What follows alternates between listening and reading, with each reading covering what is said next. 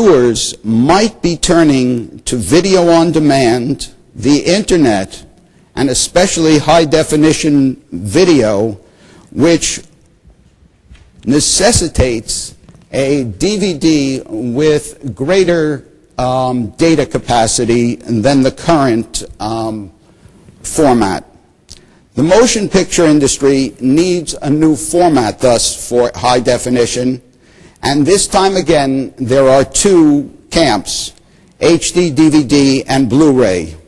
These two standards will fight it out, just as did VHS and Betamax, but this is a more complex world than we knew back in the 80s, and there are other emerging ways to receive movies that may just gain traction before the high-definition video achieves traction in the market.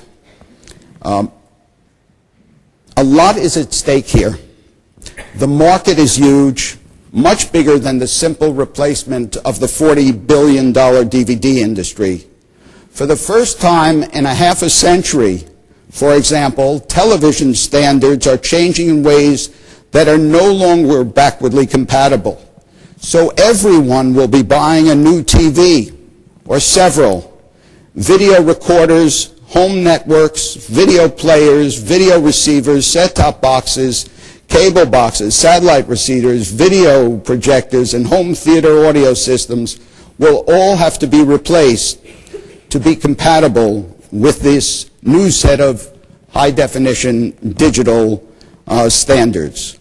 Alternate delivery paths, like the internet, will require their own consumer electronic device, such as Apple TV or the Microsoft Windows Media Player with its extender technology to facilitate the home networking of internet material from the PC to the TV. So on top of a $40 billion replacement video content market, there is probably a $200 billion replacement market for video hardware for at least the next several years. Well, now I have my chance to predict how all of this will come into pass. From this point on, we are generally looking toward the future. And as futurists, we have to remember that we tend to overestimate the short run and underestimate the change in the long run. This means it isn't that hard to see what is coming, but it can be very hard to exactly say when that particular future will arrive. There are also influences of unintended factors that have to be dealt with, which in this case is definitely the internet.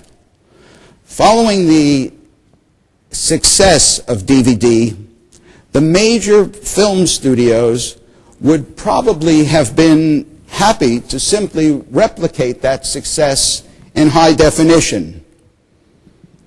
However, a failure by the American studios to agree on a single de facto standard, along with the failure of the electronics industry to agree on a single de facto standard, including the failure of one of the camps in this high-definition skirmish to adhere to European regulations on standard setting, which require openness and transparency, has created a dilemma in the offtake of this new format.